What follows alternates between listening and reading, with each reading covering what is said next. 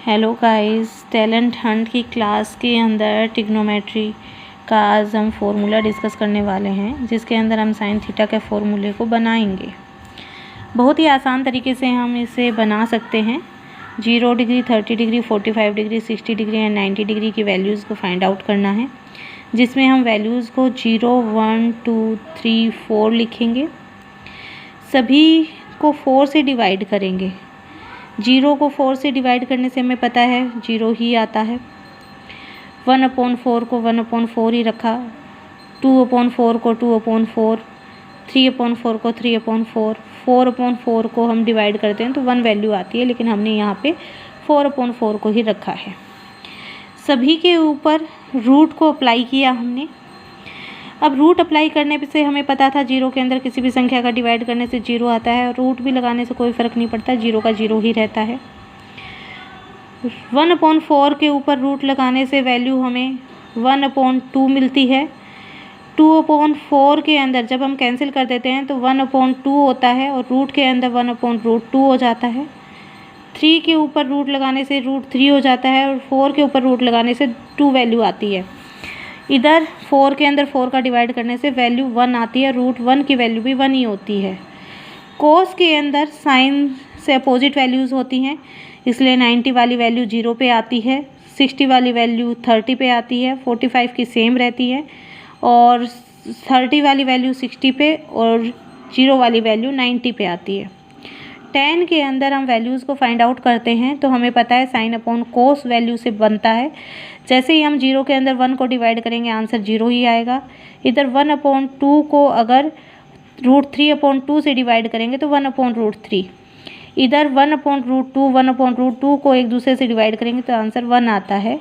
√3 को अपॉन 2 को 1/2 से डिवाइड करते हैं तो √3 आता है। 1 के अंदर 0 का डिवाइड करते हैं तो इनफाइनाइट आंसर आता है, जिसे नॉट डिफाइंड भी बोल सकते हैं। इन 3 वैल्यूज़ को हम अगर निकाल लेते हैं तो आसानी से हम इनके अपोजिट वैल्यू जैसे साइन का कोसेक, कोस का सेक, tan का कोट, इनकी वैल्यूज़ भी हम निकाल सकते हैं, क्योंकि हमें पता है इनके इन्वर्स वैल्यू ही होती हैं। अब आज हम क्वेश्चन नंबर 4 पे डिस्कस कर लेते हैं। 3 पे हमने कल डिस्कस किया था। 4 के अंदर क्वेश्चन दिया हुआ है sine 30 degree plus tan 45 degree minus के cosec 60 degree, sec 30 degree plus cos 60 degree plus cot 45 degree. यहाँ पे साइन 30 की वैल्यू हम ऊपर से देख सकते हैं कि √3/1/2 होती है। tan 45 की डिग्री 1 होती है। कोसेक 60 की डिग्री की वैल्यू हमारे साइन से निकाल सकते हैं, 60 की इन्वर्स निकालते हैं तो 2/√3। सेक 30 के अंदर कोस का इन्वर्स होता है, तो इसकी वैल्यू √3/2 का इन्वर्स करते हैं तो 2/√3। इधर हमारे पास कोस 60 की वैल्यू आ गई 1/2, और tan कोट 45 की डिग्री आ गई 1। tan 45 की डिग्री 1 होती है और इसका इन्वर्स करते हैं तो भी 1 ही रहता है। जैसे ही हम इस वैल्यू को सॉल्व करते हैं हम देख पा रहे हैं कि इनका एलसीएम 2√3 आ रहा है। यहाँ ऊपर जब √2√3 लेते हैं तो ये 3 यहाँ मल्टीप्लाई हो गया, 1 के लिए 2√3 पूरा ही मल्टीप्लाई होगा, और -2 के लिए 2 से मल्टीप्लाई करने पे 4 आता है। इसी तरह इसका एलसीएम भी हमने ले लिया और यहाँ वैल्यू को रख दिया।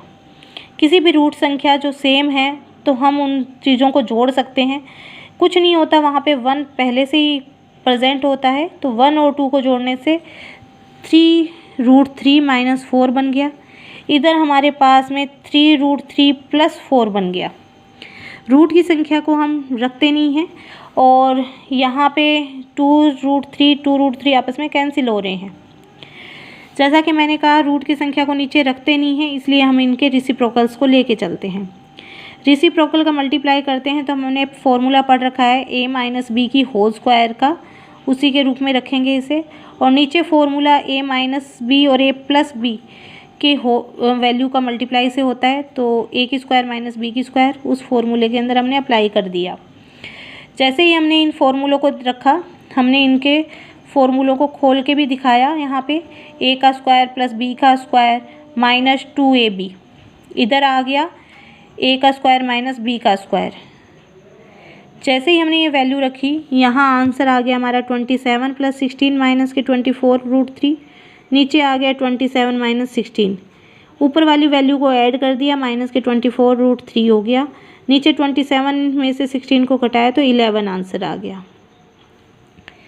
ओके गाइस, इसे अच्छे से देखें और आप करके देखें इस क्वेश्चन को। Thank you.